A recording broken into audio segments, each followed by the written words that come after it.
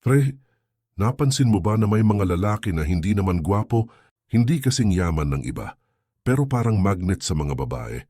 Yung tipong kahit hindi sila effort mag-text o mangligaw, may kakaiba sa aura nila na parang natural na nakakakuha ng atensyon. Samantalang may ibang lalaki na halos ibigay na lahat, oras, pera, at effort pero parang mas lalo lang nawawala sa radar ng babae. Bakit kaya ganun? Maraming lalaki ang lumalapit sa akin. Nagtatanong, bro, baka kulang lang ako sa effort. Pero alam mo, madalas, hindi effort ang problema. Minsan, sobrang effort na nga ang dahilan kung bakit nawawala yung spark. Kasi sa totoo lang, attraction is not just about looks or gifts. It's about value. At kapag nakikita ng babae na masyado kang naghahabol, nagkakaroon ng impression na ikaw ang mas nangangailangan sa kanya kaysa siya sa'yo. At sa dynamics ng attraction, kapag masyado kang needy, bumababa ang tingin niya sa'yo. Hindi ibig sabihin na dapat maging suplado ka o wala kang pakialam. Hindi rin ito tungkol sa pagiging hard to get na parang laro lang. Ang totoo, ang mga babaeng may mataas na value ay natural na naa-attract sa mga lalaking may sariling buhay, may self-respect, at hindi nakadepende sa kanila para maramdaman ang self-worth. Ngayong video, pag-uusapan natin ang 5 dahilan kung bakit mas naa-attract ang babae sa lalaking hindi naghahabol. Hindi ito para magpa-cool lang o magpa-impress. Ito ay para maunawaan mo ang psychology sa likod ng attraction at para ma-apply mo sa tunay na buhay nang hindi ka nagpe-pretend na ibang tao. Unang rason, may halaga ang presensya mo. Pre, sa mundo ng attraction, isa sa pinaka-powerful na bagay na pwedeng magkaroon ang isang lalaki ay value at isang malinaw na paraan para maipakita ang value mo ay sa pamamagitan ng kung paano mo ginagawang special ang presensya mo. Ganito kasi yon, kapag hindi ka laging available, hindi ibig sabihin na wala kang pake.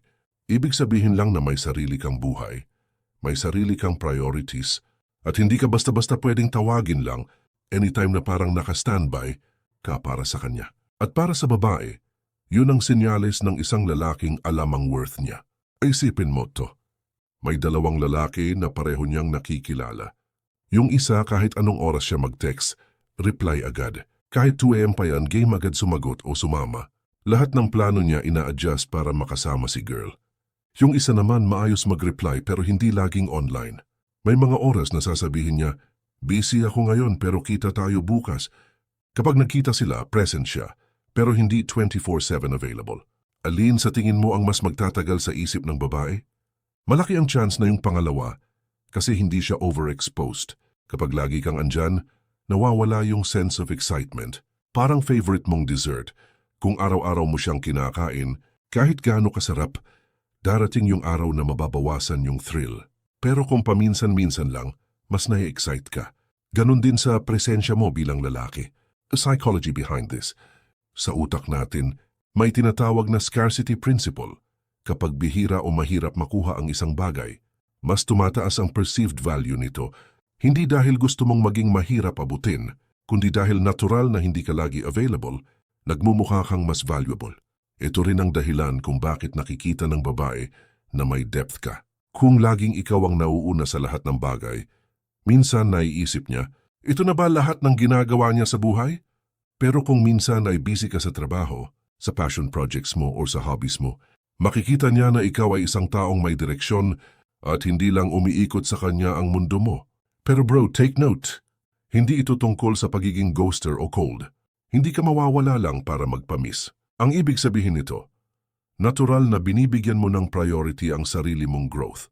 Halimbawa, kung may commitment ka sa work o fitness routine mo, hindi mo ito basta-basta sisirain para lang mag-adjust sa kanya.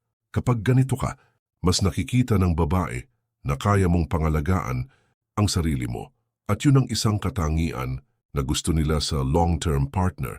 At ito ang magandang side effect. Kapag nagkikita kayo, mas meaningful yung moments. Dahil hindi kayo laging magkasama, mas na-appreciate niya yung oras niyo together. At yun, pre, ay mas malakas pa sa kahit anong sweet message na kaya mong ipadala araw-araw. Pangalawang rason, mas nagiging misteryoso ka. Pre, isa sa pinakamalakas na driver ng attraction ay mystery. Hindi ko sinasabi na dapat ka magtago ng mga sikreto na parang spy movie, Pero iba yung impact kapag hindi alam ng babae ang lahat tungkol sa'yo sa unang linggo o unang buwan. Isipin mo ganito. Kapag may pelikula kang pinapanood na na-spoil na lahat ng twist, nawawala yung thrill. Ganon din sa tao. Kung lahat ng bagay tungkol sa'yo ay nailatag mo na agad yung mga sikreto mo, mga routine mo, mga insecurities mo, wala nang mai-explore yung babae. Ang mga lalaking hindi naghahabol, natural na nagiging mysterious kasi hindi nila minamadaling ibuhos lahat ng impormasyon. Hindi ito dahil nagmamatigas, kundi kasi busy sila sa sariling buhay. May mga bagay silang ginagawa na hindi umiikot lang sa babae. At kapag ganoon may natural gap na lumalabas, at yung gap na yon ang gustong punuan ng babae sa pamamagitan ng pag-usisa. Psychologically, ito tinatawag na information gap theory. Kapag may kaunting hindi alam ang isang tao tungkol sa'yo, mas nagiging curious siya at kapag curious siya, mas madalas kanyang iisipin. Kaya imbes na ikaw ang laging nagme-message, hayaan mong siya ang magtanong, saan ka busy lately? O ano ginagawa mo kahapon?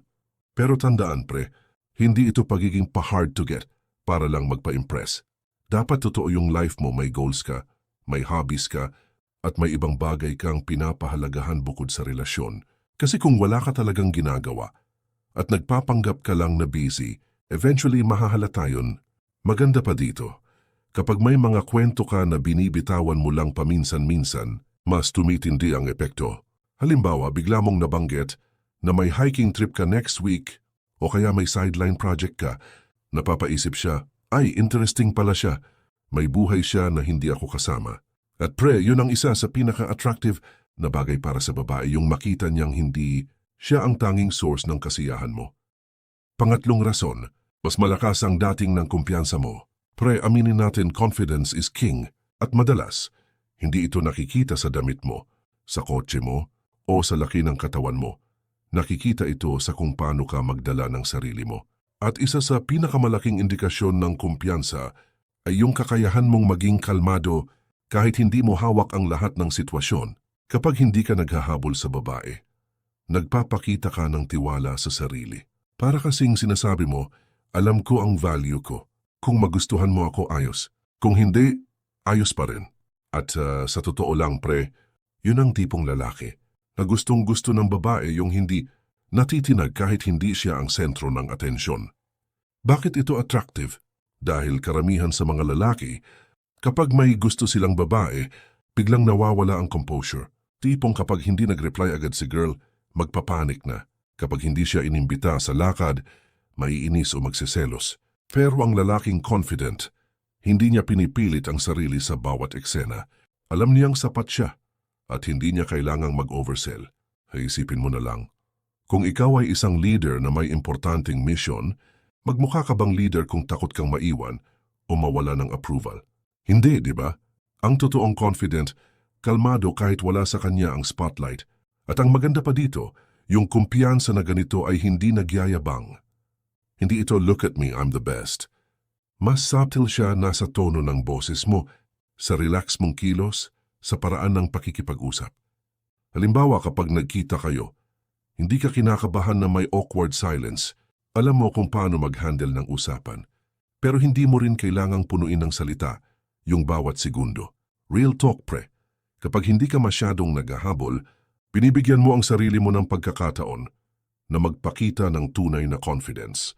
Hindi dahil wala kang pake, kundi dahil alam mo na ang attraction ay hindi galing sa pangungulit, kundi sa kung paano ka nagdadala ng sarili mo. At tandaan mo, confidence is contagious. Kapag ramdam ng babae na secure ka sa sarili mo, mas naiengganyo siyang makasama ka.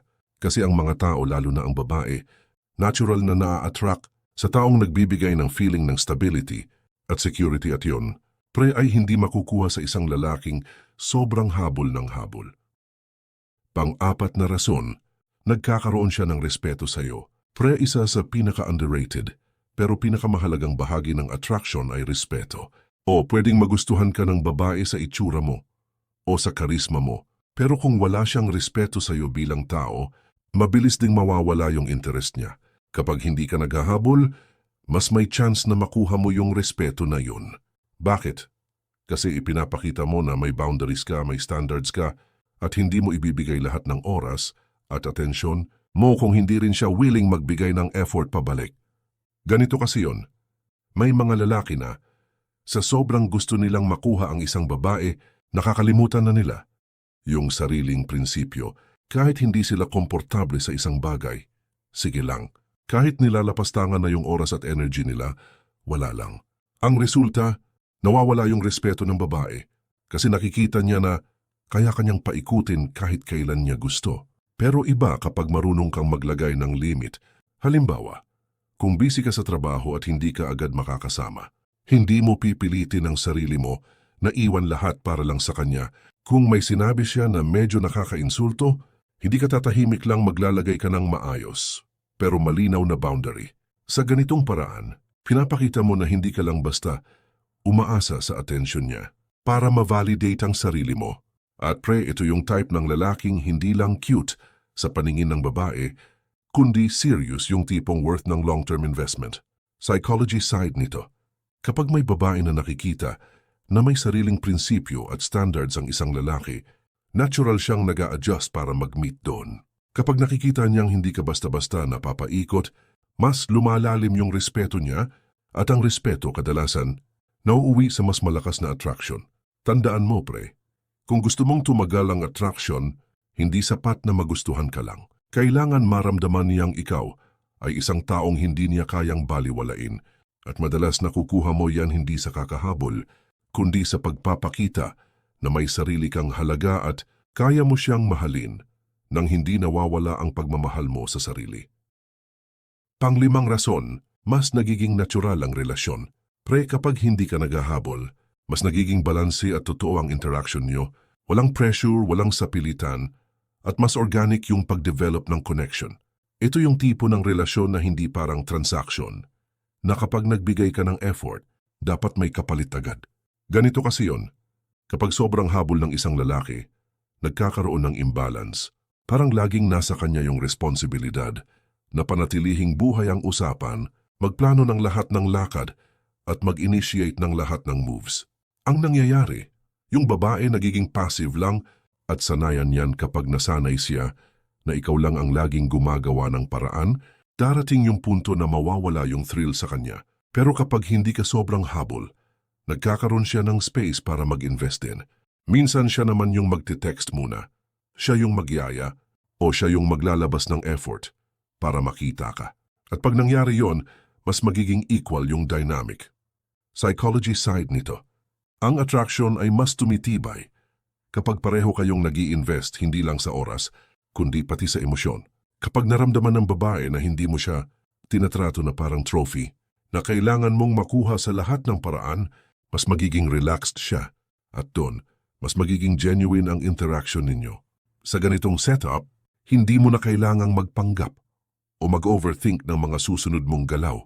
Wala kang iniisip na, kailangan kong gawin ito para magustuhan niya ako. Ang mindset mo magiging, ito ako, ito yung buhay ko. At kung gusto mo sumama, welcome ka. At yon pre, ay napaka-attractive sa babae dahil wala kang hidden agenda, wala kang energy ng pangungulit o pressure. Real talk. Mas healthy ang relasyon kapag parehong nag-i-effort at parehong may buhay sa labas nito. Kapag hindi ka naghahabol, binibigyan mo siya ng pagkakataon na makita ang tunay na ikaw, hindi yung version mo na gumagawa lang ng lahat para ma-please siya. At kapag nakita niya na kaya mong maging masaya kahit wala siya, mas gugustuhin niyang maging parte ng buhay mo. So ayun pre, napag-usapan natin yung 5 dahilan kung bakit mas na-attract ang babae sa lalaking hindi naghahabol. 1, 2, may nahalaga ang presensya mo. Hindi ka laging available, kaya mas hinahanap ka niya. 2, mas nagiging misteryoso. May mga bagay sa'yo na unti-unti lang niyang nadidiskubre. 3, mas malakas ang dating ng kumpiyansa mo. Ramdam niya na hindi mo kailangan ng validation para maging buo. At 4, nagkakaroon siya ng respeto sa'yo. May boundaries ka at hindi ka nagpapagamit. 5, mas nagiging natural ang relasyon. Walang pressure, mas balanse at genuine ang connection. Kung mapapansin mo, lahat ng yan ay hindi tungkol sa pagiging suplado o cold. Hindi rin ito tungkol sa pagmamataas. Lahat ng yan ay tungkol sa pagpapahalaga sa sarili. Kapag marunong kang magbigay ng value sa sarili mo, natural na mas gagaan ang loob ng ibang tao sa'yo, lalo na ang babae. Kaya kung may babaeng gusto ka ngayon, tandaan mo, hindi mo kailangang ibigay lahat sa unang linggo. Hindi mo kailangang ipilit ang sarili mo sa bawat oras at pagkakataon. Mag-focus ka muna sa sarili mong goals, passion at growth. Kapag ganun ang mindset mo, kahit hindi mo pilitin, lalapit at lalapit ang mga tamang tao sa buhay mo. Kung nagustuhan mo itong video na parang tropa lang, na nagbibigay ng totoong payo, like mo na to, mag-subscribe ka para sa mas marami pang ganitong content at i-share mo sa kaibigan mong laging napapagod sa kakahabol. Malay mo, eto na yung video na magpaparealize sa kanya ng totoong laro ng attraction.